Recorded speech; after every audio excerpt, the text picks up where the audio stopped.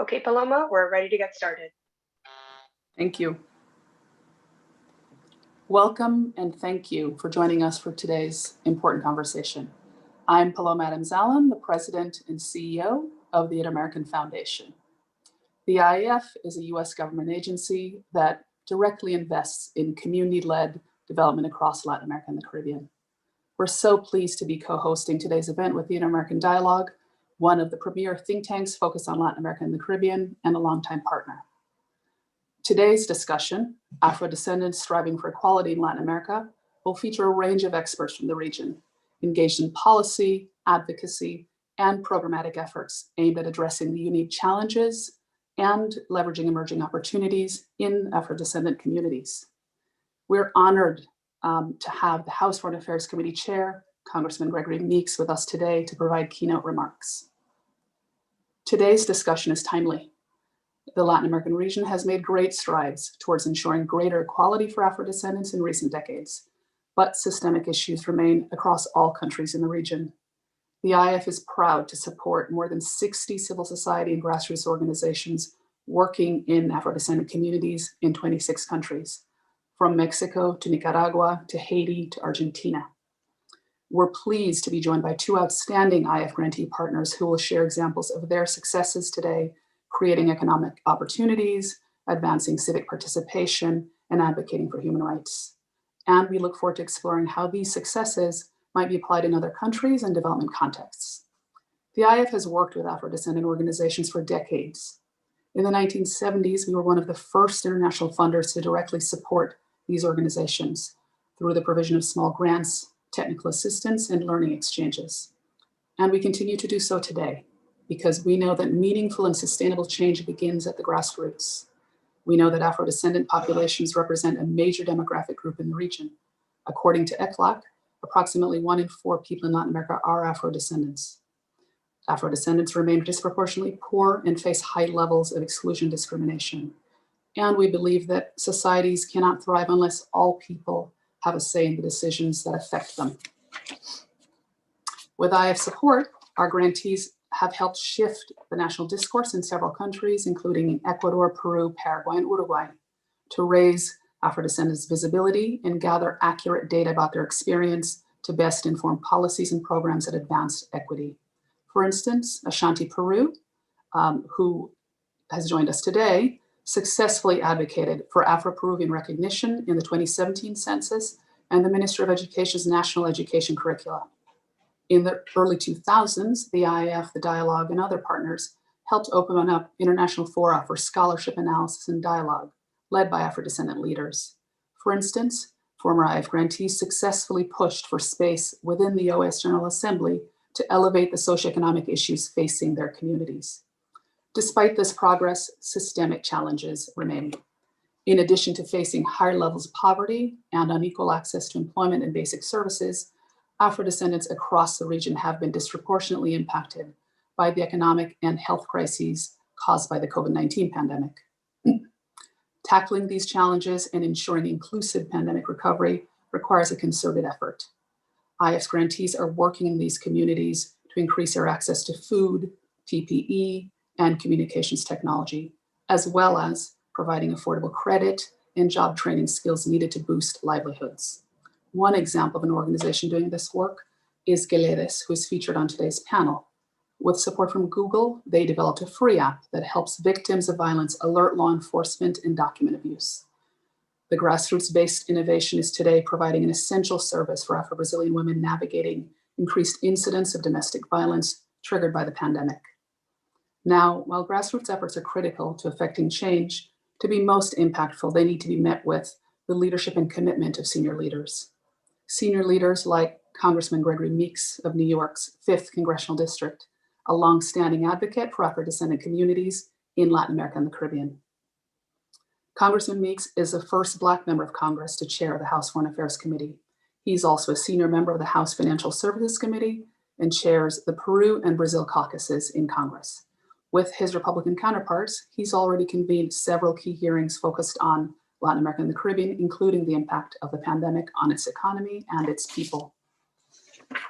Given the IAF's focus on elevating the ideas and solutions coming out of grassroots communities, We appreciate that the new chairman approaches his role with a deep understanding of the challenges and opportunities facing marginalized people in the hemisphere. Chairman Meeks, we're honored to have you. Thank you for being here today with us. The floor is yours.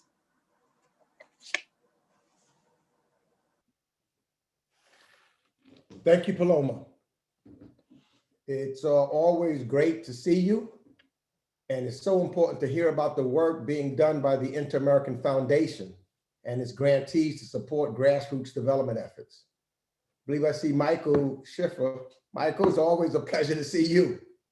And I want to also extend warm greetings to the stellar lineup of panelists and those listening today online. It's just, your panelists are just absolutely wonderful.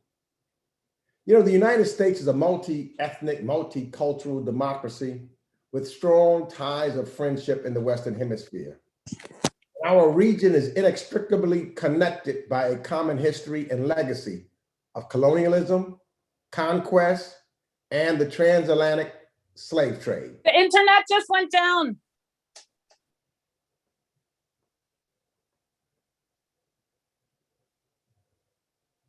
And our region is also linked by an unwavering desire to enjoy freedom, equality, representation, and prosperity, not just for a few, but for all.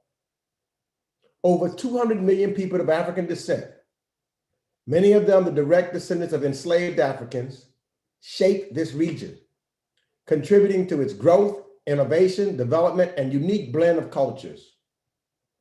In this 7th year of the International Decade for People of African Descent, we are reminded that we have come far, but there is more terrain we must cover ahead to ensure that people of African descent fully enjoy their civil, political, economic, social, cultural, and human rights.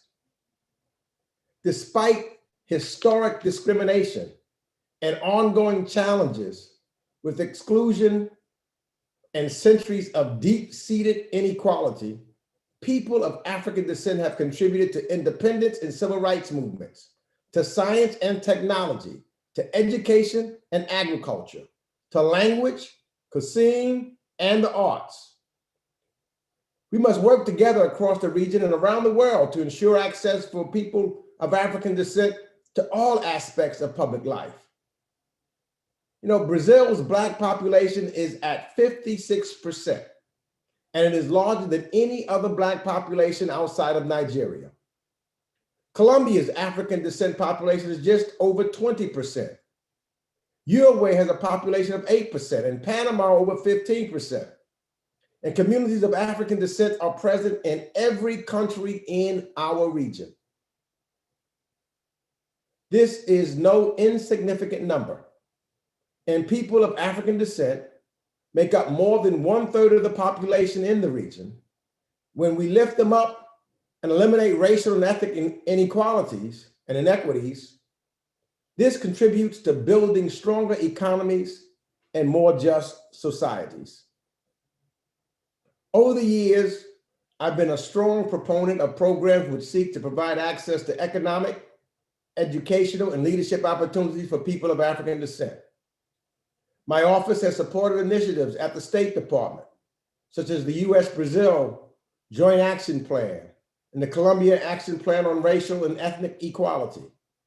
I've supported activities to support the International Decade for People of African Descent and the creation of a unit designated to support these issues in the Western Hemisphere, as well as foreign assistance and alignment with these programs at the USAID.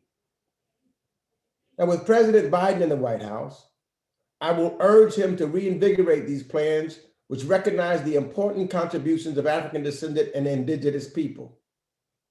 And in my capacity as chairman of the House Foreign Affairs Committee, I intend to make full use of the committee's oversight responsibilities to ensure that the State Department and USAID are committed to expanding diversity and hiring efforts, as well as increasing efforts to address the global rise and racial discrimination.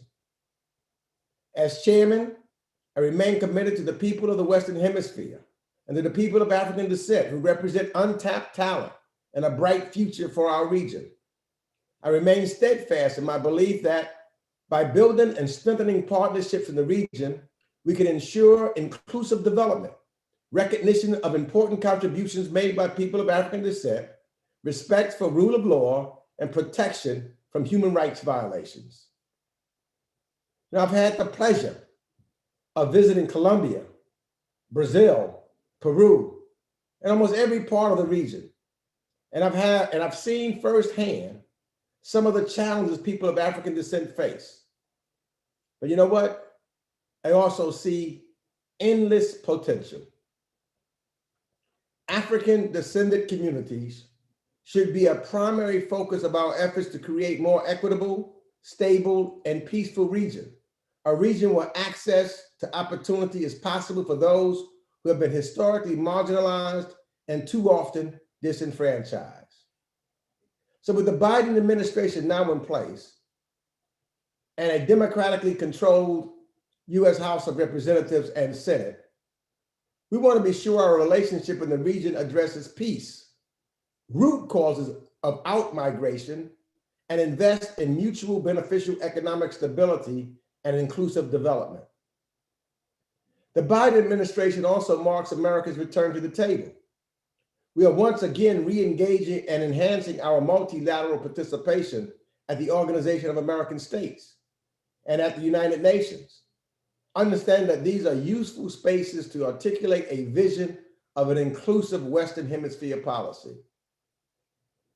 Yet we still have a long way to go, but it is my firm commitment to engage both bilaterally and multilaterally to bolster cooperation, which includes the voices and the needs of people of African descent on democracy and human rights, as well as access to education, employment, entrepreneurship, and trade.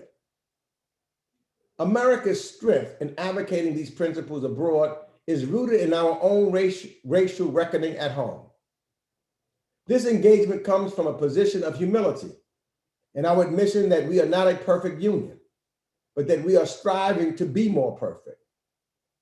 From the COVID pandemic widening inequality to our own experiences with police brutality and discrimination, it is clear that we do not have all of the answers.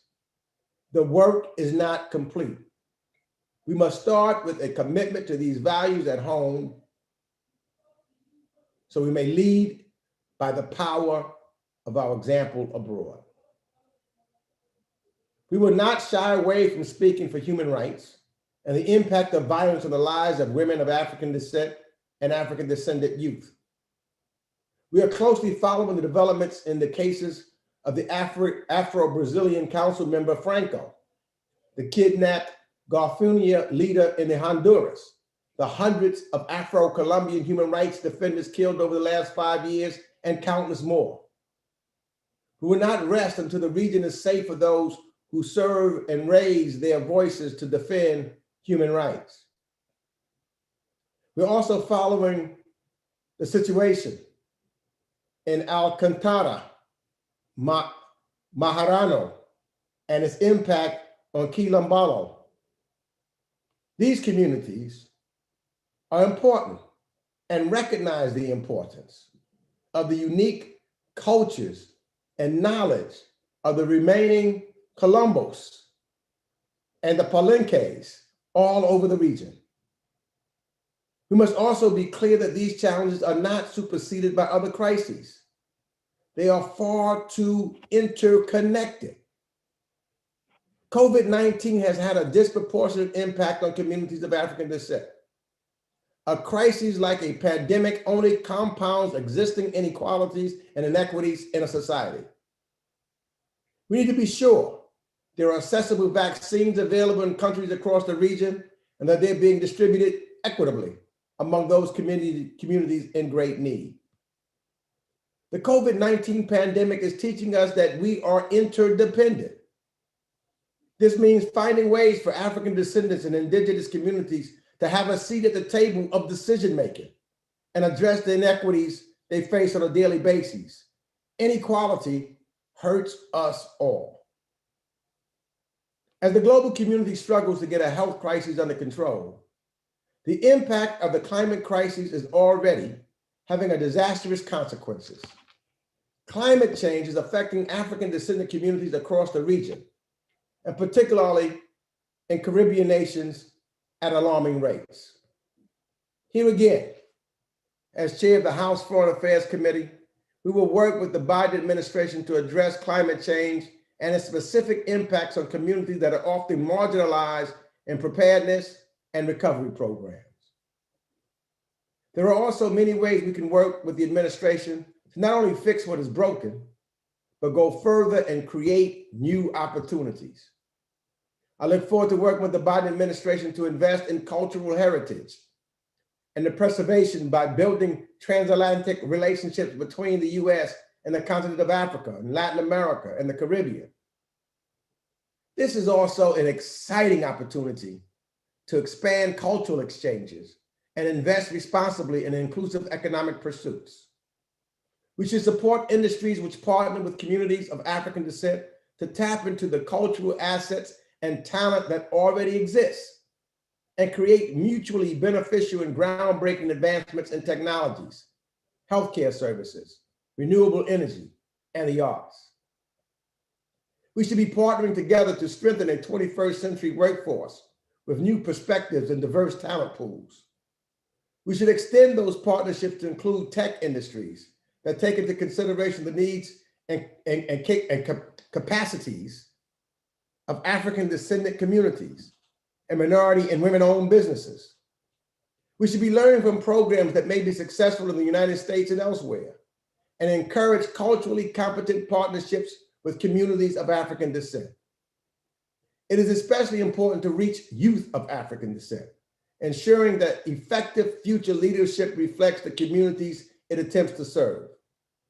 And that is why I have been a strong proponent of programs like the Martin Luther King and College Horizon programs in the Andean region, and Fulbright and Humphrey fellowships. We will need to expand beyond traditional programs to ensure the participation of African descendant youth in the United States-based education opportunities. Building on the success of initiatives like the HBCU, Historically Black College and University Alliances for Brazil and Colombia, which open exchange and study abroad options for students in the United States and in the region. It is imperative that we promote the investment in digital infrastructure, especially in subregions that are often left out of connectivity, off to the planning for electrical grids, and excluded in access to digital and STEM education. These new partnerships should offer education, vocational training, and employment opportunities. Furthermore, they must take into consideration a diverse supply chain and prioritize local and minority-owned businesses. We must pay special attention to groups that suffer heightened forms of discrimination, such as women and girls of African descent, who face multiple, aggravated, and intersecting forms of discrimination. So in closing, the International Decade for People of African Descent, this new juncture in our political leadership presents an opportunity to both address the root causes of inequality and partner with countries in the region to recognize communities of African descent. We must uphold the rule of law to ensure fair treatment, peace and security, and protect the lives of Black people. We must invest in the future of African descendant communities by building infrastructure and creating economic opportunities that will level the playing field and lift communities from poverty in the process. For I am confident and I know that if opportunity and accessibility to opportunity and education, I'm a firm believer in what I call the 3 E's. Education and economics equal empowerment. All we need is to have a level playing field. Level that playing field, and the talent that are in African descendant communities will rise to the top. And many of those will lead us through the peril of today and tomorrow so that the world that we live in becomes a better place. So thank you. You've got a great panel discussion about to happen. Together, as we join hands, lock arms, together, we will make tomorrow better than today or yesterday. May God bless each and every one of you. Congressman Meeks, thank you so much for those inspiring remarks and for your enormous leadership and commitment to Latin American issues in generally, and particularly this very, very critical issue on Afro-descendants in the region. We applaud all that you're doing, and I know I speak on behalf of the Inter-American Foundation and the dialogue that we really hope to continue to engage you and work together with you for the goals that I think we all of us care about. So thank you so much for those words, and thank you for taking time. I know you're extremely busy, have many obligations, so we're very grateful to you for taking time out of your busy schedule, and we'll be in touch with you. Thank you, Michael. And I just got to give a little shout out because I just saw her on my screen. I didn't see it before, and that's my dear friend Paula Moreno. Paula, hola, ¿cómo estás? Congressman Meeks, so happy to see you, sir. Oh, Thank you for your work. We are so proud of this position that you are, and more than 20 years working in this issue. So thank you very much, sir. And as you just mentioned, there are good things coming, and we will even do more. We have done a lot, but we will even do more. Thank you very much, sir. thank you. God bless you all. Thank you, Michael. Thank you, Congressman. Good to see you. Stay well. I want to go ahead with our session here after those very inspiring words by the chairman. And I just want to emphasize how delighted and honored the dialogue is to partner in this event with the Inter-American Foundation and recognize the remarkable dynamic leadership of Paloma Adams, and really play a central role on this issue and many other issues of building sustainable development in the hemisphere.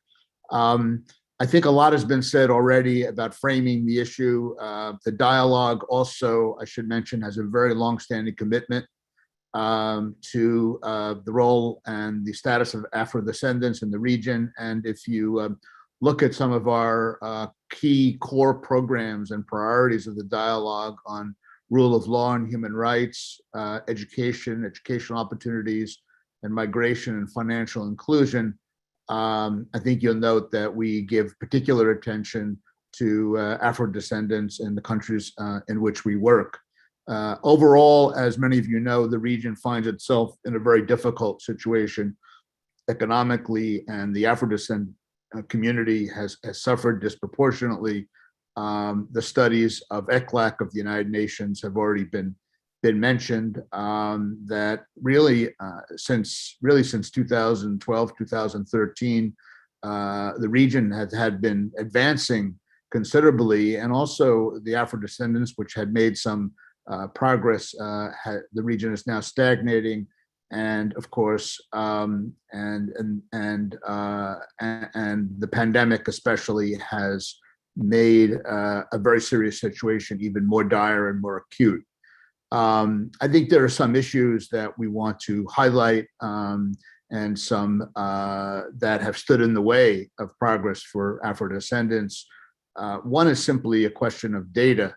I think that many Afro-descendants are not adequately counted in studies, and so we need to have better, reliable data if we're going to draft effective and develop effective, more inclusive policies. So that, I think, is one challenge. Of course, as has been noted, there is deep-seated racism and exclusion of Afro-descendants, which is a characteristic of that I think many countries in the Americas share, and that has to be overcome. And of course, a lack of representation in positions of power, both political power and economic power, which again is a major challenge moving forward. As I said, the pandemic has been particularly devastating to Afro-descendant communities. they are disproportionately the frontline workers who are more likely to be involved in the informal sector and self-employment and have unequal access to health services. So as we're at this very critical moment, as countries begin to put in place plans to jumpstart their economies, it's essential that that the needs of these communities get the highest priority and most urgent attention.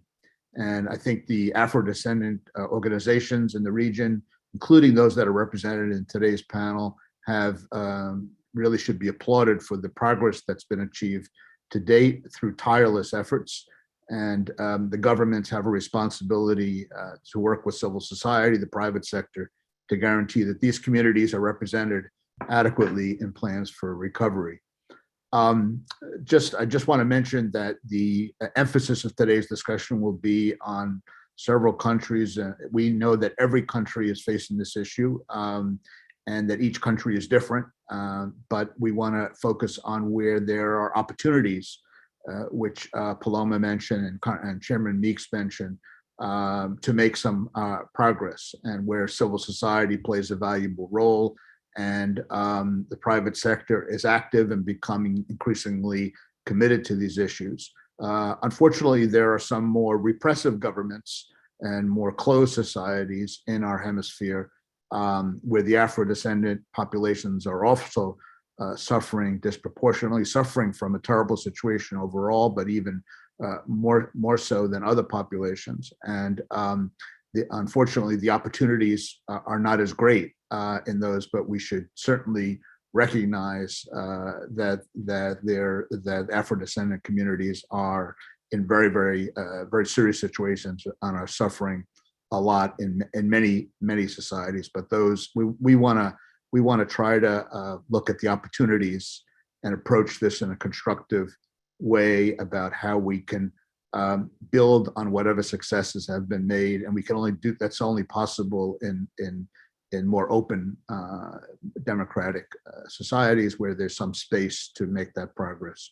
And we're very fortunate, as Congressman Meek said, to have absolutely superb speakers to this morning to share their diverse, well-informed perspectives on these issues. Chairman Meeks mentioned Paula Moreno, who joins us.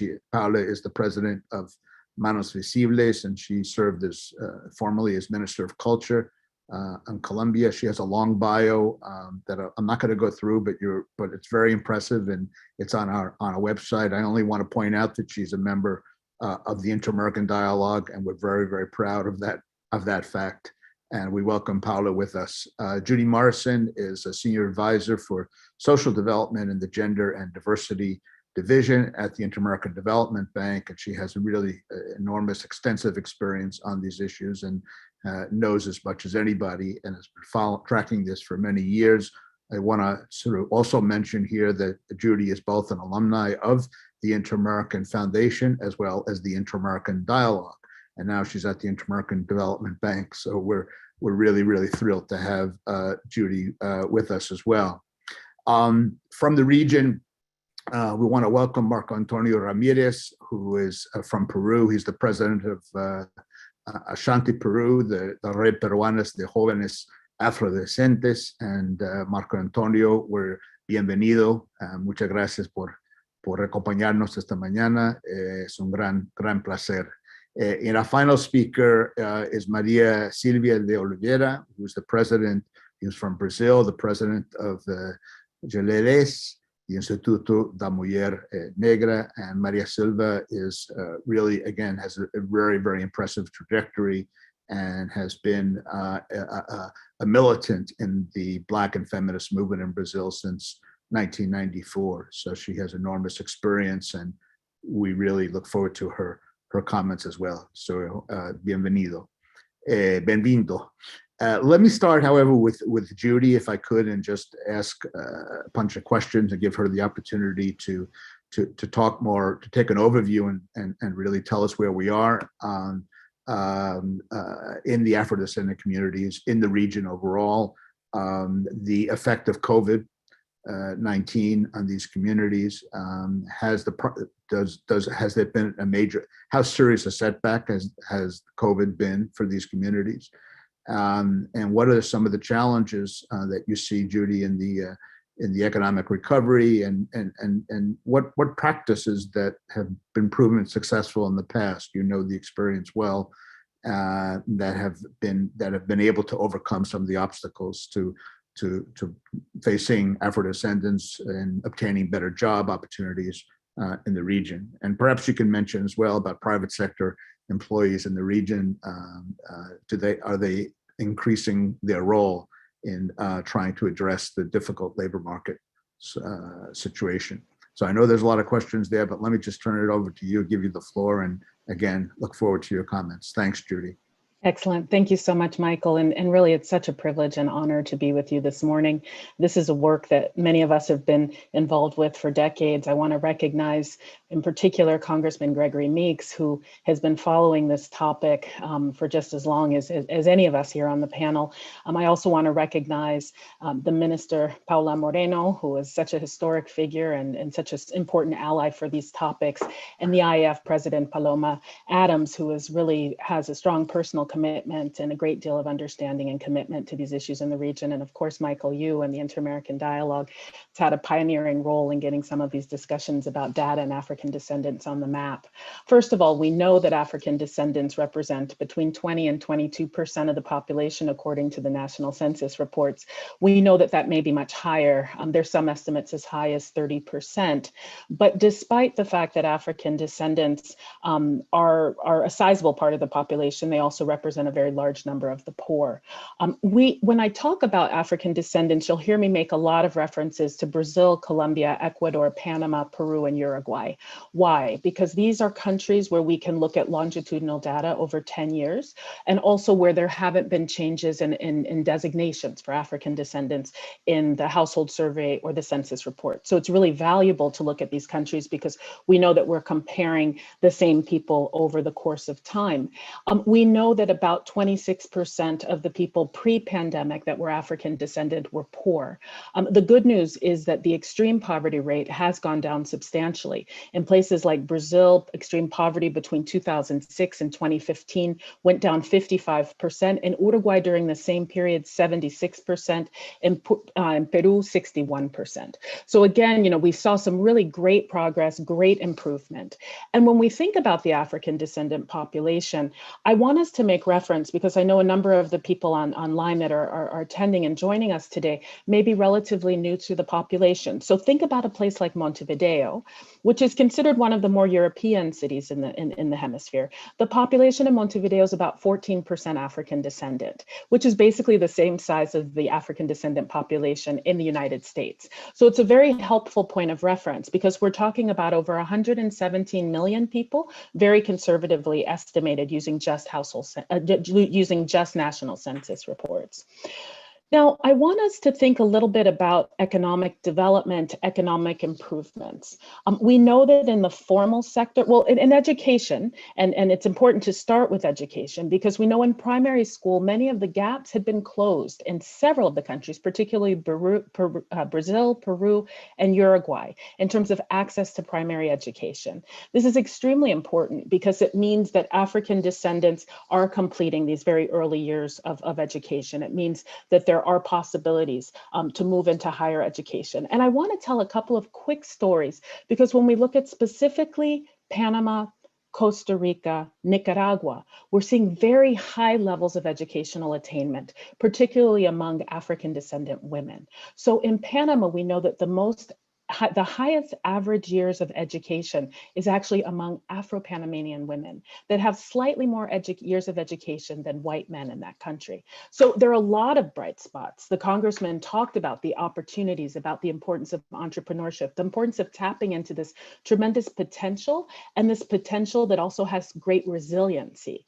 These are individuals and communities that have dealt for a long time with lack of access to services, with lack of access to opportunities, but have been able to construct and move forward in spite of these challenges. So I don't want us to kind of see the glass as half empty. I think there are a lot of ways that the glass is very full for African descendants, and that there are ways that these experiences can inform and help societies move out of COVID. In a place like Brazil, thinking about private sector, thinking about formal sector employment, we know that in the largest firms, about 26% of African descendants are supervisors, about 6% are managers. We also know that in the context of Brazil, which is about a little over 50% African descendant, a slight Black majority, we know that those are very, very low numbers. That, if you only have 6% as managers, when we were doing these surveys, we only identified one Afro-descendant woman who was a CEO or president of a corporation who since left. So again, there's great vacuums at the highest levels of the private sector, but some encouraging news that programs like Primero Emprego, which subsidized entry-level workers coming into their first jobs, actually had an impact, and the participation of African descendants was representative to the population. This is a really good example of a policy measure that looks promising and something that we can continue to pursue. We also know that in many countries, in Peru alone, we conducted at the Inter-American Development Bank a survey several years ago, where we saw that 57% of Afro-Peruvians felt that they had experienced some sort of discrimination in the labor market. And I think now we used to talk a lot about the importance of eliminating pictures from resumes and kind of making spaces much more open, but there's some challenges because of social media. It's very easy to know what someone looks like, even if they don't put their picture on the resume. There are newer forms of exclusion. And I think what I'm encouraged about is that companies are becoming more savvy about that. They're trying to make efforts to increase the level of participation of African descendants in the private sector, precisely because they want to be able to access new markets. They understand this notion of resilience, and they understand that certain markets are growing even during the pandemic. And some of these markets are niche markets or consumers that haven't been reached out to in the past.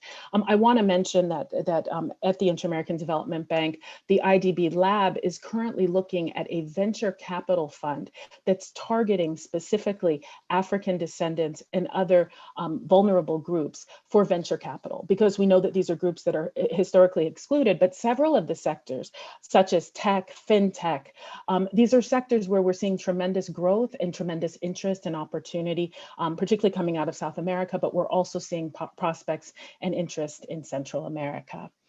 Now, this high level of informality means that essentially when we're looking at pension systems or we're looking at interventions to get cash in people's pockets, it's very important to realize that so many African descendants are outside of the formal sector. About 20% of Afro-Brazilians receive a pension or have a carteira assinada that enables them to access pension systems, compared to about 40% of whites. In Uruguay, it's 14%. So the vast majority of Afro-Uruguayans are outside of the formal sector. So when we're doing targeted interventions, it's very important to consider other ways and alternatives to make sure that there's some salary supports for those individuals. I'll give you a very quick example. During the COVID crisis, I know that the IDB and other development banks have given specific support to enable firms to retain workers by subsidizing the salaries of those workers. And by doing that, that's enabled people to stay in jobs for a longer period of time, with the commitment that the firms will keep those individuals beyond the pandemic. So it's a way of ensuring that those that have formal sector employment retain and that they continue in the system and are not left out. I want to address COVID specifically right now. We talk a lot about data. I think we've all spoken about it up until this point. The challenge with COVID is that we don't have good data on race and ethnicity. In the beginning, in several countries, we were receiving more data. I think as the crisis has progressed, it's been more difficult. People are also less likely to respond. In some countries, the situation is so grave that they're afraid that they might receive differential treatment if they disclose their race or ethnicity, because beds are limited, because attention and services in hospital systems are limited. I think we still need to continue to really incentivize people to put their race or ethnicity in their health charts, in their health information. But it's a gap, and there's also a lag in terms of data processing. So we're always a little bit behind the discussion on COVID. But so with those caveats, I wanted to share some data sets with you from Colombia. Earlier in the pandemic, we saw that about 1.3% of confirmed COVID-19 cases were taking place among Afro-descendants, about 4.9% in the general population. However, among this group, 3.1%, this group represented 3.1% of the deaths, whereas the overall population was only 2.7 out of this, basically 5% of the population. What this means in real terms is that Afro-descendants are dying at a higher rate from COVID. We suspect it might be comorbidities. We also think that there's some evidence in Brazil that shows that African descendants, particularly in June and July, were intubated at a higher rate, which means that they may be seeking services, health services, at a much later stage in their COVID-19 treatment, which means that the situations are much more grave. But we know that COVID-19 is disproportionately affecting African descendants and other vulnerable populations. We also know that African descendants, precisely because 65 to 80% of the African descendant women in Panama are working in manual labor. We know that these are people that are really right in the middle. They're nurses. There's a tremendous cadre and a pool of nurses that are of Afro-Panamanian descent. We know that delivery workers, we know that these cleaners, people who are doing cleaning services, providing other types of public services that require them to be on the street and not teleworking, are very disproportionately African descendant. Thinking about teleworking, we also know that very few Afro-descendants are taking advantage of telework. In most countries in Brazil, the general population is teleworking at about 17%, Afro-descendants at about 7%. So these are jobs, when we talk about essential workers, when we talk about people who are really having high levels of exposure, it's frequently African descendants. So we've spoken a little bit about this kind of unemployment gap. We've talked about teleworking. I want to propose a couple of solutions in areas that look really promising for next steps. The first is obviously data. We want to make sure that we're collecting data during COVID-19 and throughout the pandemic, but we also want to make sure that we're drilling down and getting higher quality of data in demographic data in many different areas. So we want to improve the quality of education surveys, of rural surveys, of health surveys. I think in the early years, and the Inter-American Dialogue was extremely involved in this, we looked a lot at household surveys, census data.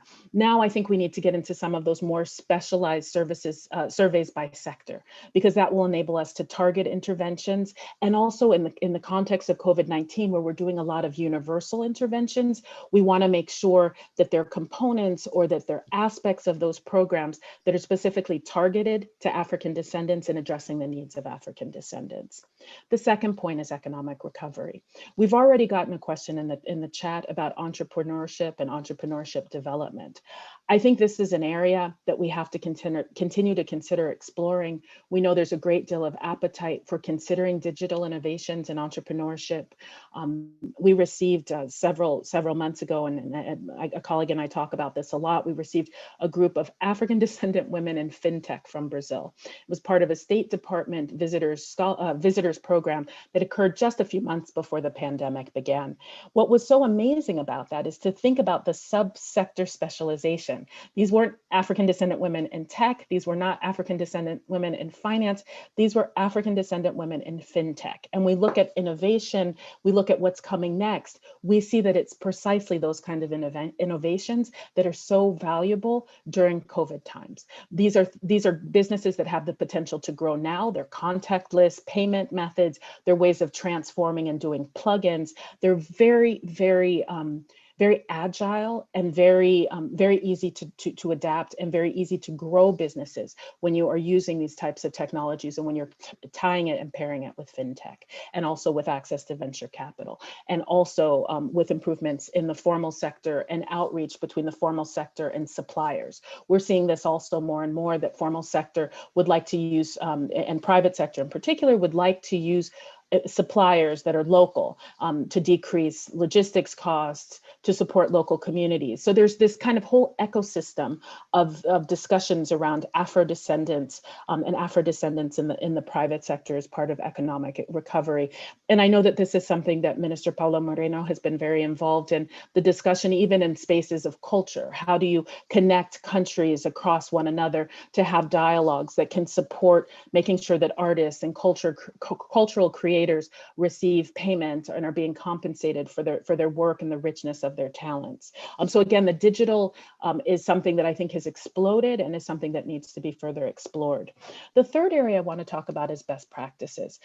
I think that the IAF has done a fantastic job, and we're going to hear in just a few minutes from two experiences of best practices. What's great about the IAF is that there's a way that by working with local communities, you have a clear sense that these projects and these programs are targeting Afro-descendants. I think there are many other spaces where either African descendants are doing projects that are highly effective, but are not being evaluated or systematized. So we don't know the effectiveness of the program. Or secondly, they're doing interventions that are racial or cultural adaptations, but because of resistance, they don't call them as such. So it's very hard to scale them up because we still need to do more systematization about that, those kinds of programs and that kind of work. At the Inter-American Development Bank, we're looking more and more at nudges, behavioral science interventions, looking at ways that you can inform and influence the ways that services are being provided in labor market intermediation, and many other spaces, in job training and capacity building programs. We just completed a nudge where essentially we provided African descendant applicants with examples of successful role models who had completed training programs. This really increased the number of participants. And right now at this part of the survey, we're trying to see how well do these participants do because they have an example of a role model or an example of success. So these are just a couple of the ways that I think we can be very concrete about next steps. It's a very trying and very difficult time. I think it's important to share experiences across institutions and also increase the critical mass of people working on African descendant issues in the region, but also in policy spaces. African descendants are a population group, and any aspect of policy can easily incorporate aspects of African descendants who represent up to 30% of the population in Latin America and the Caribbean. It's our responsibility in order to improve all lives, to ensure that the voices, the perspectives, and the participation of African descendants is in absolutely everything that we do. Thank you so much, Michael. Thank you, Judy. That was absolutely terrific. Really, a big applause for you. It was quite an impressive overview. Really, very, very clear about the situation, but also very practical and concrete and grounded in reality. So really, that was terrific. Before I turn it over to Minister Moreno, I neglected to mention our audience members can submit their questions through the Q&A feature at the bottom of your screen. You can email questions, meetings@thedialogue.org, or you could follow us by Twitter using the hashtag Afro-descendants LATAM. We've already gotten a lot of questions, but I invite others to share their comments and perspectives. And we're thrilled to have with us Minister Moreno, and hopefully to tell us a little bit about the benefit of her vast experience in this area and what are her perspective about what seems to work and do well and what challenges remain. So I'll turn it over to you, Minister. Thank you. Thank you very much, Michael. And let me just thank the Inter-American Foundation, the Inter-American Dialogue, that is my house, my home, for this invitation. And also so honored to be with these great panelists, and particularly my dear friend, Judith Morrison. And so I would like, I don't know, I'm connected now. Can you hear me?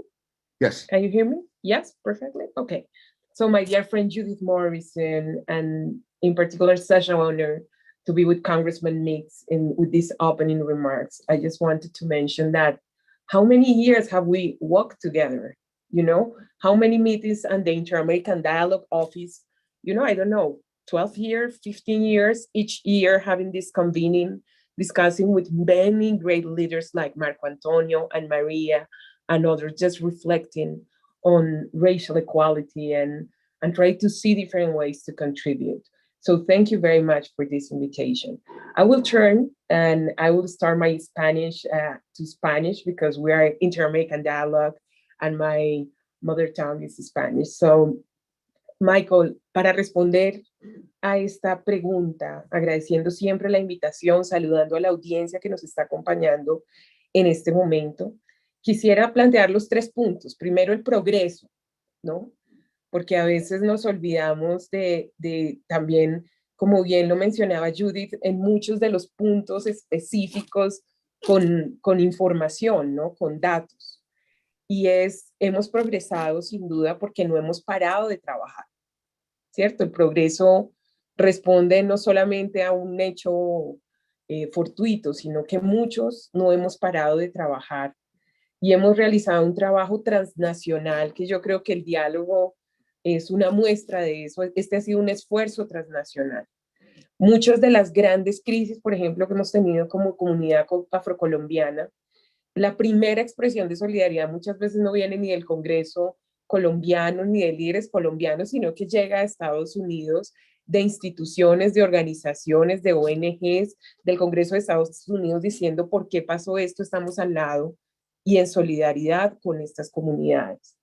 Entonces, yo creo que el progreso hay que dimensionarlo, hay que verlo, sí, teniendo en cuenta que nos falta muchísimo trabajo, pero solamente quiero mencionar 2 o 3 aspectos rapidísimo. Primero, el fortalecimiento de liderazgos individuales y colectivos que hemos tenido en los últimos años, en las últimas décadas. Hay un fortalecimiento de organizaciones que son ancla, que son pilar, que han generado un poder efectivo, cada día han crecido en vocería y que sin duda hace 1 o 2 décadas no existían y que hoy existen.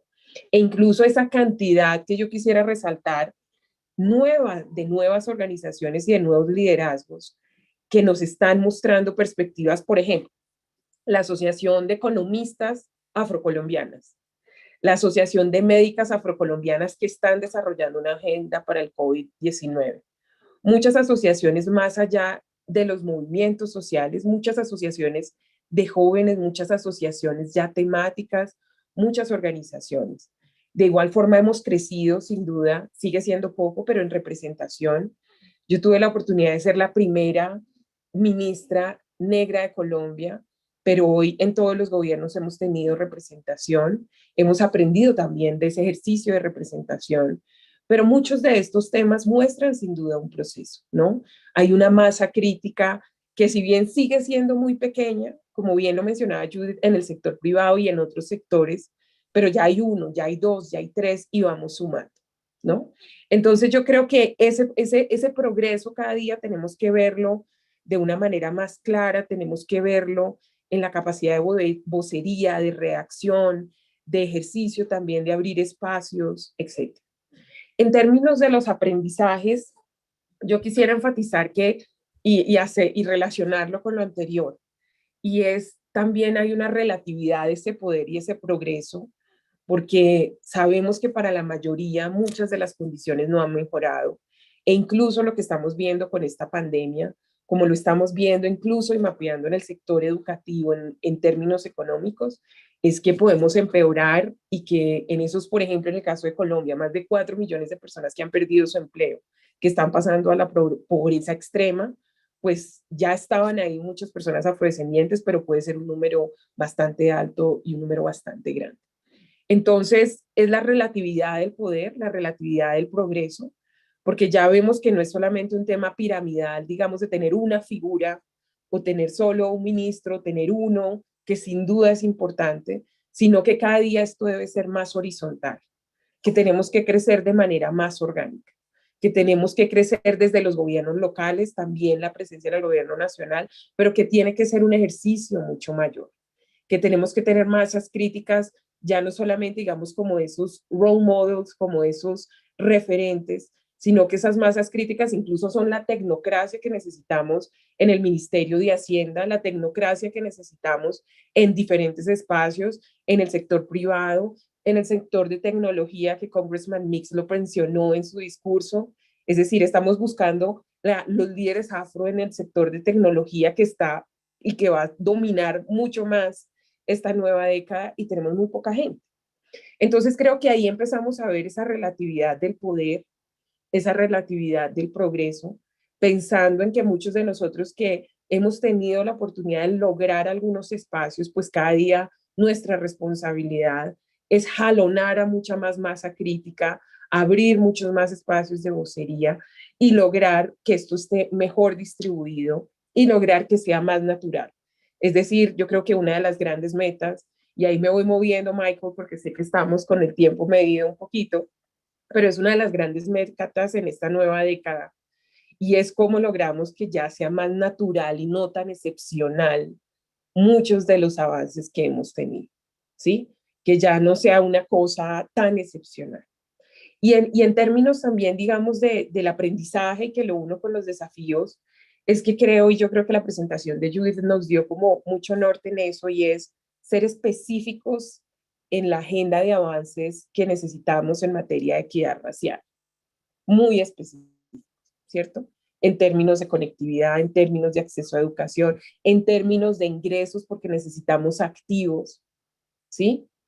En términos de balance, ya no solo para estar haciendo incidencias, sino desde adentro estar generando también las propuestas que cambien sistemas, ¿sí? Entonces creo que también parte de ese siguiente nivel, de esta nueva década que sin duda trae muchas oportunidades. Ayer solamente estábamos con la Fundación Ford lanzando The Black Feminist Fund, un fondo de 15 millones de dólares que va a apalancar para la próxima década y se va a aumentar porque es el compromiso del presidente de la fundación, que va a apalancar pues una cantidad de recursos incluso adicionales para los movimientos de mujeres negras a nivel global, ¿cierto? Asimismo, si nos vamos incluso en el tema cultural, que el congresista Mix y Judith lo mencionaron, tenemos también el fondo, por ejemplo, que Netflix acaba de lanzar para equidad racial, ¿sí? Un fondo de 100 millones de dólares. Es decir, hay nuevas oportunidades, hay nuevos fondos. Esa masa crítica que ha crecido no solo en Colombia o en Brasil, sino a nivel global, en Estados Unidos también, está abriendo unos espacios y siendo explícito, ¿no? Ya no es solo el reconocimiento racial retórico de existimos, aquí estamos, mírame, sino es el reconocimiento diciendo, hoy tenemos posiciones de poder y queremos apalancar a otros, y ya no solamente en Estados Unidos, sino a nivel transnacional.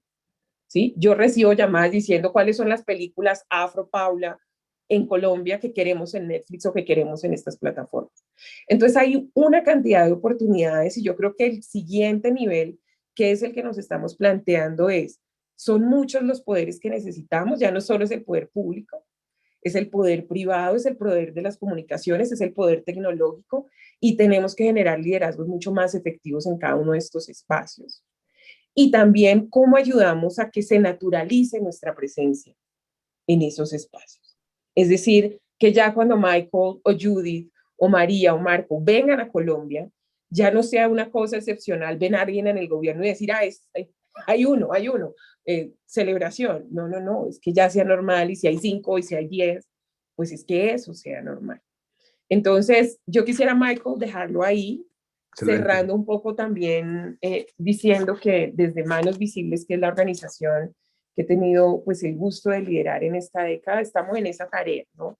De ayudar a incubar cada vez más masas críticas, porque tenemos, o sea, somos más, pero tenemos que ser muchísimos más para lograr generar transformaciones más sistémicas. Entonces, muchísimas gracias por este espacio. No, al contrario. Gracias a ti, Pablo. Excelente, como siempre, muy clara, muy lúcida y también muy de motivadora, ¿no? De que nos recuerda que estamos en un momento lleno de oportunidades y posibilidades para construir sobre la base ya avanzado y hacer mucho más. Entonces, muchísimas gracias por esas palabras. Y ahora le voy a dar la palabra a Marco Antonio para que, bienvenido Marco Antonio, y es un gusto tenerlo con nosotros, y a ver si nos podría contar un poco de la situación más bien en Perú, que que usted y su organización se encuentra ahí, los avances que se ha hecho y los retos pendientes. Entonces, te doy la palabra. Muchas gracias. Muchas gracias, Michael. Gracias a ustedes por la oportunidad de poder conversar. Pero yo no podía iniciar sin antes rendir un pequeño homenaje igual a Paula Moreno, a María Silva, y la propia Judith incluso, porque nosotros los jóvenes que no pasamos los 30 años, creemos que el resultado de las luchas, demandas, insistencias de personas como ellas han hecho posible que nosotros tengamos la valla un poco más baja, los jóvenes, ¿no? Y que se unen a toda esa lista de personas, ancestros, ancestras, que nos enseñaron la importancia de la palabra resistencia. No solamente a la esclavitud, al racismo, a la violencia policial, a la desigualdad, sino también a hoy a lo que es el COVID-19, ¿no? En el marco de este COVID-19, lo que nos dijeron los gobiernos eran que debemos lavarnos las manos, ¿no? Cuando la poca agua que existe en nuestras comunidades afrodescendientes es muchas veces la paradoja de decidir si es para tomar o para bañarnos. Nos dijeron también que debíamos tener un distanciamiento social entre todas las personas, cuando nuestras comunidades, nuestras casas suelen ser las más hacinadas de todos y todas, sin posibilidad de tener un mínimo de espacio entre nuestros hermanos y familiares, ¿no? Nos dijeron que no salgamos a las calles, que nos quedemos en casa, cuando vivimos en la total informalidad en nuestras comunidades, y si no salimos un día a trabajar, no comemos. Nos dijeron también que nos quedemos en casa y que las clases en los colegios, universidades iban a ser virtuales, y muchos de nuestros familiares han perdido el año, las clases, por no tener acceso a Internet, ¿no? En ese contexto, la pandemia, el COVID-19, se ha sumado a una pandemia histórica de siglos en el caso de los pueblos afrodescendientes, que es la pandemia de la desigualdad. En Perú, por ejemplo, solo 3 de cada 10 jóvenes afrodescendientes accede a una educación superior y solo 1 logra concluirla.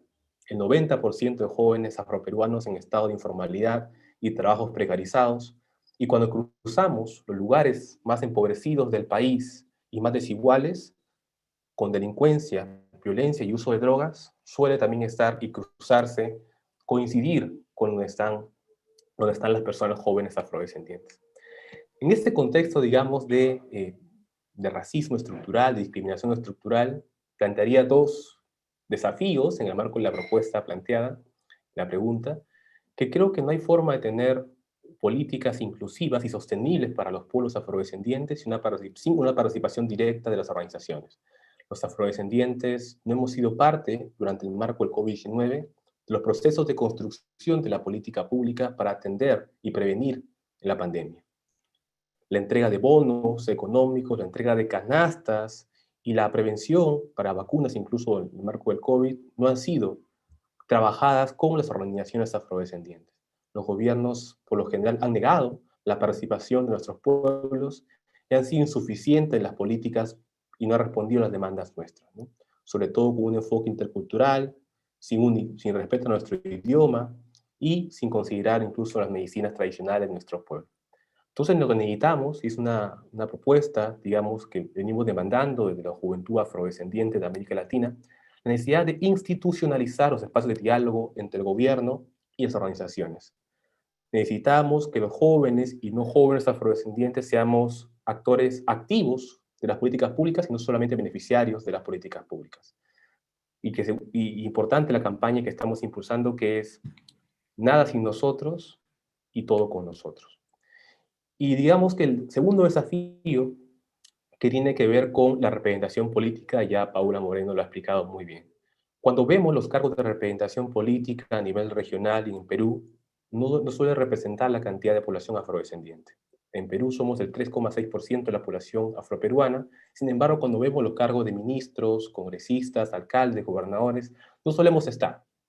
Y ahí fue cuando le preguntamos a Juan, un niño de una comunidad afroperuana en Chincha, en el sur del país, qué quería hacer cuando sea grande.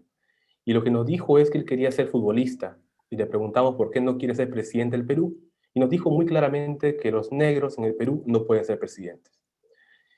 Y es ahí, en ese contexto de desesperanza de la juventud afrodescendiente, que es importante tener espacios de representación que puedan visibilizar la proporción de población afrodescendiente. En este contexto, trabajamos con la IAF, una escuela de formación política de jóvenes líderes afrodescendientes, Tenemos ya 8 años trabajando en esta escuela de formación política porque creemos que los jóvenes son los que deberían levantar las demandas históricamente postergadas de desarrollo de nuestras comunidades, ¿no?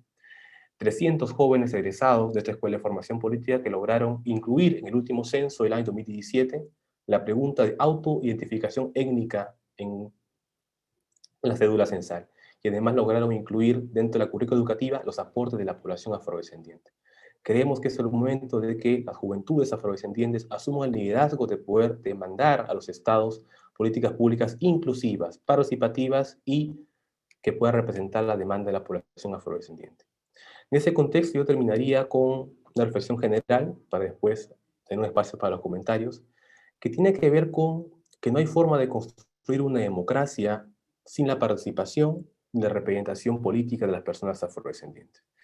En ese contexto me gustaría hacer un llamado a la cooperación internacional porque es importante que sean los jóvenes afrodescendientes de América Latina y el Caribe que puedan seguir participando en espacios de programas de formación política en Estados Unidos, becas de maestrías, de doctorados, aprender de la experiencia del Black Caucus en Estados Unidos, para que sean ellos quienes luego, con todo este conocimiento, realicen a sus comunidades, a sus localidades y puedan ser los referentes positivos de muchos niños y niñas que creen que no puede ser posible llegar a esos puestos de toma de decisiones. Y les agradezco a ustedes por la oportunidad y luego dialogaremos en el marco de estos comentarios.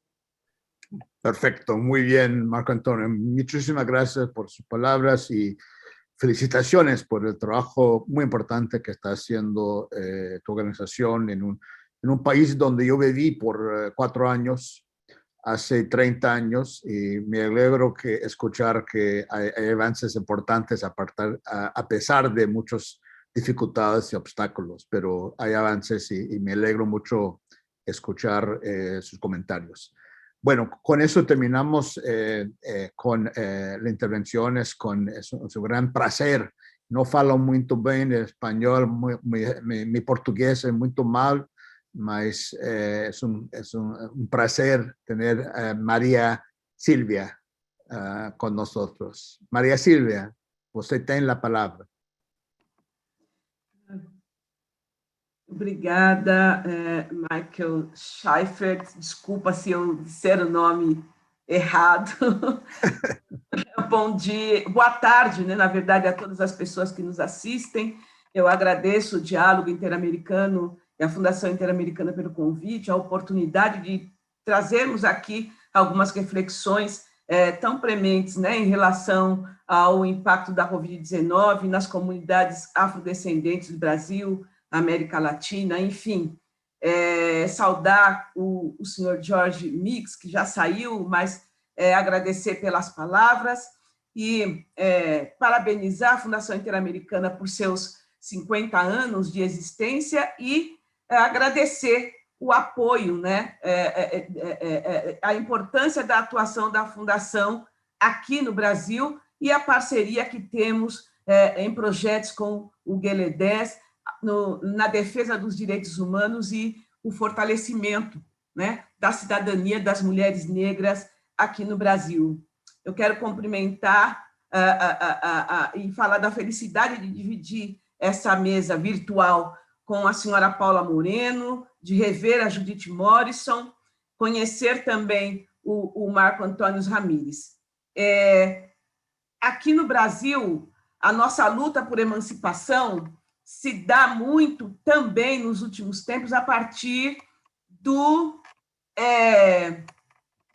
da sistematização, né, da produção do conhecimento da população negra, e o GLE10 faz parte, né, principalmente a partir da Conferência de Durban. E esse conhecimento, essa sistematização, a gente transforma, né, a partir da nossa luta em políticas públicas. E isso aconteceu muito a partir da Conferência de Durban, o que possibilitou para nós, afrodescendentes brasileiros, avanços significativos. São pequenos avanços, mas são significativos. E o GLE10, nesses seus últimos 30 anos de atuação, né, tem uma forte atuação nessas intervenções, principalmente no que diz respeito a promoção e a valorização das mulheres negras. Nós avançamos na temática educacional em razão das políticas de cotas nas universidades. As últimas eleições municipais aqui no Brasil foram extremamente importantes porque elegemos um número pequeno, mas significativo, importante, de mulheres negras também nas câmaras legislativas. E foi um avanço, né, em relação às eleições anteriores. E nós chamamos aqui esse fenômeno de as sementes de Marielle Franco, porque foi uma iniciativa e uma força na atuação das mulheres negras a partir do assassinato dessa parlamentar.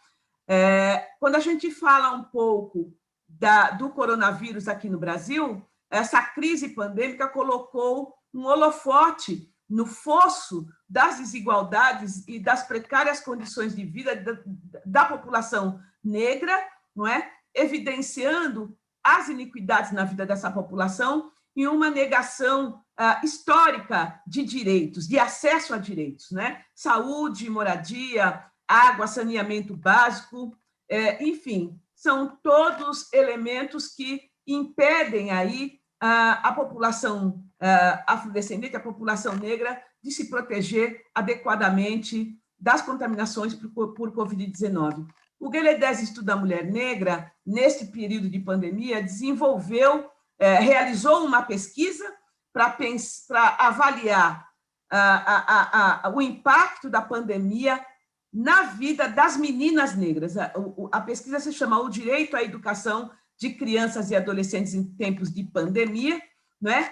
E, como resultado preliminar, nós pudemos perceber que essas meninas estão mais sujeitas à evasão escolar, agravamento da saúde física e mental, e também estão mais expostas à violência. E nós teremos o resultado final deste relatório agora em abril.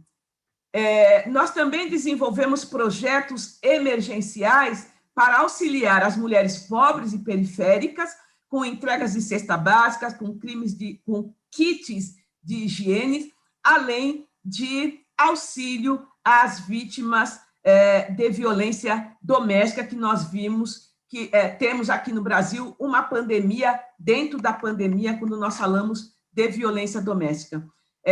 Tivemos impacto bastante importante na questão de mercado de trabalho, não é? Então, a taxa de desemprego entre pretos e pardos alcançou 17,3%, um outro recorde em relação ao desemprego para a população afro-brasileira, né? Principalmente.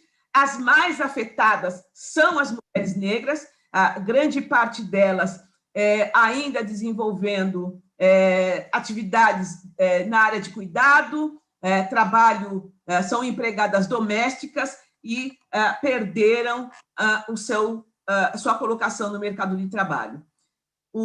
Nós temos dados epidemiológicos que informam que 62%, que informam que os afrodescendentes morrem por contaminação pelo Covid-19, e essa taxa é 62% maior do que a da população negra, da população branca, me desculpem o nervoso, da população branca, e nós estamos falando esses dados aqui da cidade de São Paulo, no estado de São Paulo, que é o maior estado e o mais rico da federação.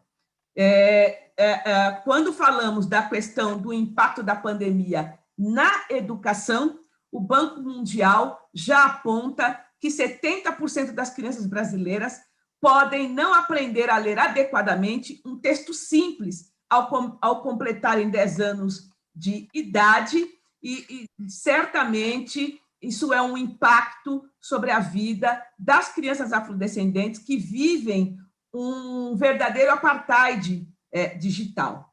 E os efeitos prejudiciais sobre o capital humano são simplesmente uma tragédia, e isso são palavras do relatório. Bem, em meio a essa pandemia, nós vivemos um outro drama, que é o número assustador de pessoas assassinadas pela polícia, pelos agentes de Estado no Brasil, e estima-se que 75% dessas são pessoas negras, essas vítimas são pessoas negras. Já para finalizar, na contramão de todas essas medidas que seriam necessárias para a promoção de direitos humanos aqui no Brasil, principalmente nesse pós-pandemia, nós estamos vendo ser aprovadas no Parlamento brasileiro uma série de medidas legislativas que evidenciam um desmonte das políticas públicas e sociais no Brasil, e em áreas estratégicas de atuação da assistência à população. Não é? São medidas que limitam os direitos das pessoas e que certamente jogará milhares de brasileiros e brasileiras, majoritariamente afrodescendentes, em situação muito mais aguda de pobreza e marginalização no Brasil. E, por fim, não é? Eu penso que o nosso maior desafio sempre foi garantir o nosso direito mais básico e fundamental, que é o direito à vida, e, portanto, seguimos aí os desafios permanentes de vencer o racismo estrutural e sistêmico no Brasil. E, para isso, nós também contamos, né, e pedimos ajuda e apoio para a nossa luta, com a atuação da IAF, né, dos afro-americanos. Eu fiquei muito feliz com a fala do senhor Gregory Mix, pois expôs aí a sensibilidade e a solidariedade com a luta dos afros brasileiros, né? E eu quero pontuar que foi essa mesma sensibilidade que foi estratégica e importante para o fim do apartheid na África do Sul. Portanto, nós contamos com essa sensibilidade e apoio para a luta histórica dos afros brasileiros contra o racismo. E eu agradeço mais uma vez a oportunidade. Muito obrigado, María Silvia. Ótimo y excelente sus comentarios, muy bueno. Well, we've had a set of four excellent, superb set of remarks, and we're a little bit close to the time. What I'd like to do, if you bear with me, is, since we start a little bit late, is go through some of the comments very quickly, and then give it back and give each of you 2 minutes to respond to any of the comments that you'd like to, and make final remarks, if that sounds okay. But I think it would be good to get some of the ideas, because we've got some very good questions. Let me just put a few of them out. One is whether there's any good diagnosis about the situation of Afro-descendants in Ecuador, which was not a country that we talked about. If anybody has any thoughts about that. Another was in the situation, a very different situation in Venezuela, under a more repressive government and a closed situation. Are there any thoughts about what to do in terms of advancing Afro-descendant situation and rights in that context, and opportunities in that context? There are a number of questions about the private sector, and some was mentioned by Judy and others about the role of private sector, but a little bit more about how how to engage them in this challenge, about making a systematic change, a structural change in societies. Data, Judy mentioned this again, but Rana Dotson asked what kind of data or studies you see that are really, in terms of labor and employment, which really need to be developed in terms of just having a full of data. And a related question was one which I thought was interesting, that many of the challenges. This is from Tanya Zwache, if I hope I'm not pronouncing that too badly. one of the major challenges, she asked, one of the major challenges of collecting data and designing initiatives which deal with the needs of Afro-descendants is that racism and discrimination has become so ingrained that many refuse to self-identify as Afro-descendant. And so how can you address that question, which I think was an interesting question. And then I guess just the final question. Well, there is a question very directed to our friend Marco Antonio. And this is from a good friend of yours, Carlos, says a good friend of yours, Carlos Humberto da Silva Filho, who met you some years ago, and in 2015, when he was in Peru and looking on issues of Afro-Latino youth and launching a program there with Ashanti Peru, and you're nodding, so sounds like you remember him. Anyway, he asked if maybe you can respond. What kind of picture do you see of the development of the on the agenda of entrepreneurship and innovation for the youth Afro-descendant population in Peru? And does there exist an ecosystem that is being developed to advance on this? And is there some agenda that's being developed with you Afro-Peruvian youth about tourism?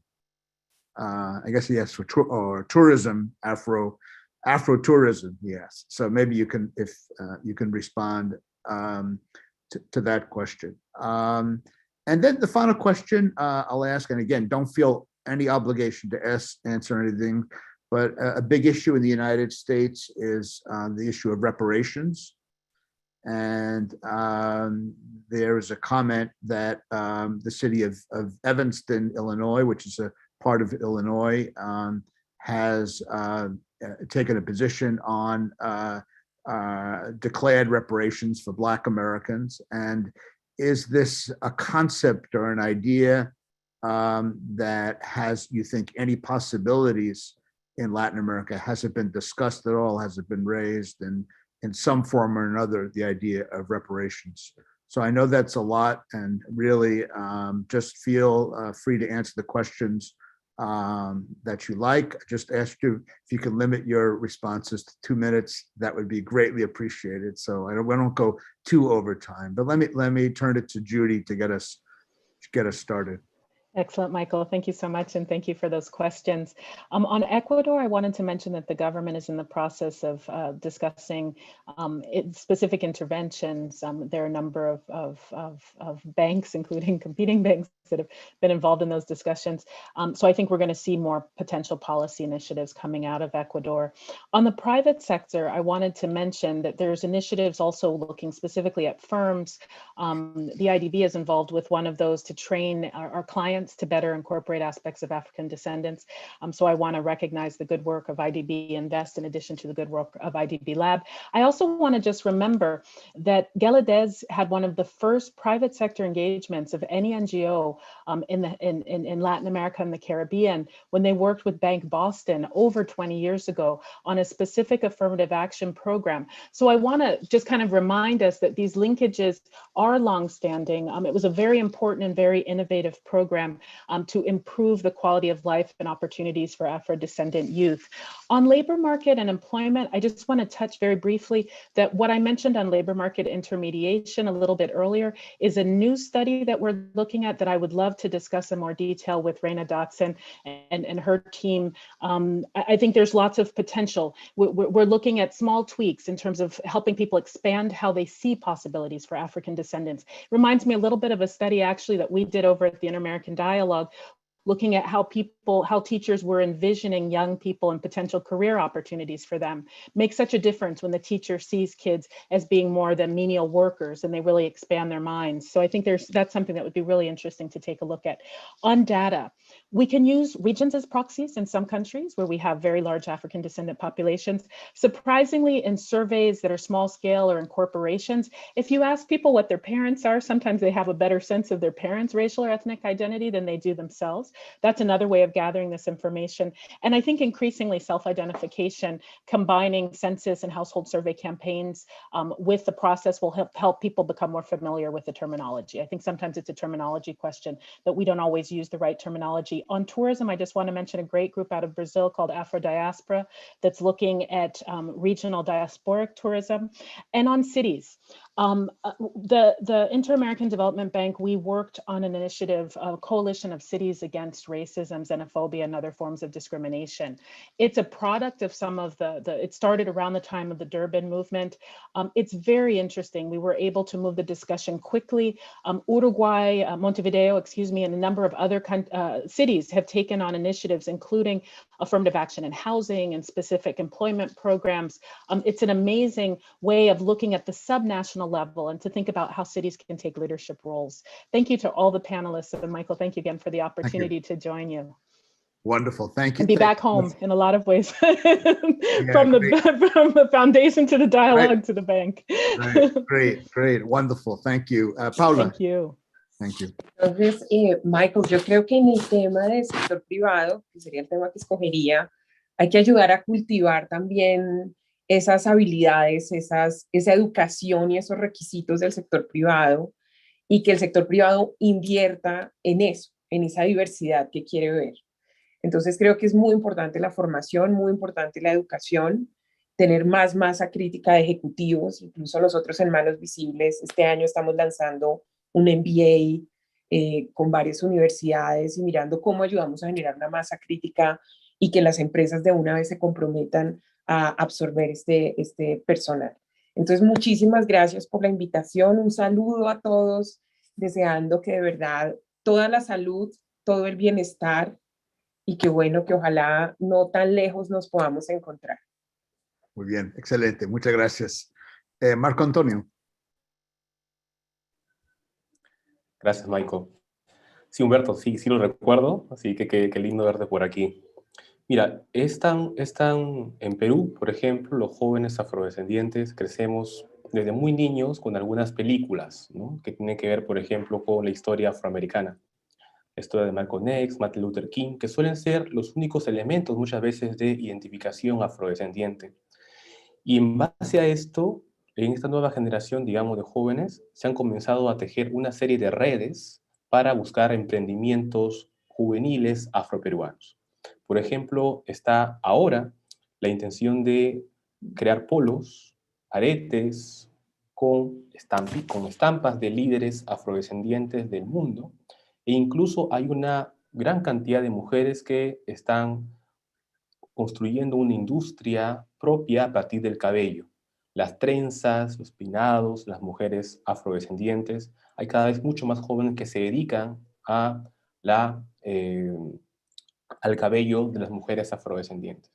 Y también en materia de turismo, también. Yo creo que hay una nueva generación de jóvenes que ha identificado algunas rutas, zonas, digamos, coloniales, donde vivían sus ancestros y ancestras, y en el marco de eso están generando guías, están generando rutas turísticas, sobre todo para turistas nacionales e internacionales, ¿no? El marco del COVID ha reducido, pero sí, digamos que esta nueva generación está tomando algunos elementos importantes de países como Colombia, incluso Estados Unidos, para generar emprendimientos propios a partir de su identidad colectiva afrodescendiente.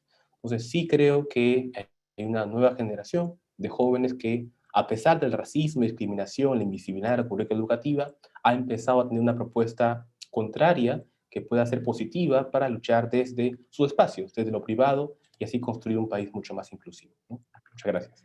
Perfecto, gracias a ti. Maria Silvia, la última palavra para você.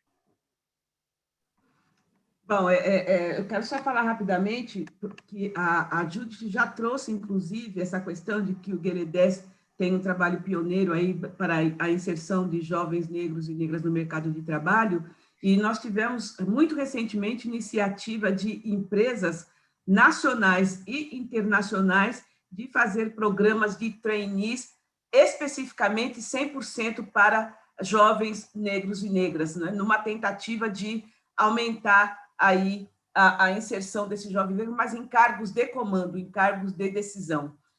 Sobre a pergunta da Tânia, sobre como fazer as pessoas se identificarem como afrodescendentes, né? Nós fizemos uma campanha há quase 20 anos atrás, no último censo, exatamente para que as pessoas pudessem se identificar durante o censo aqui no Brasil como pessoas pretas e pardas, que aí é um termo técnico utilizado pelo nosso serviço de censo no Brasil, e a campanha se chamava Não Deixe a Sua Cor Passar em Branco, exatamente para estimular pessoas negras a se autodeclararem pretos e pardos, e aqui no Brasil a nomenclatura população negra.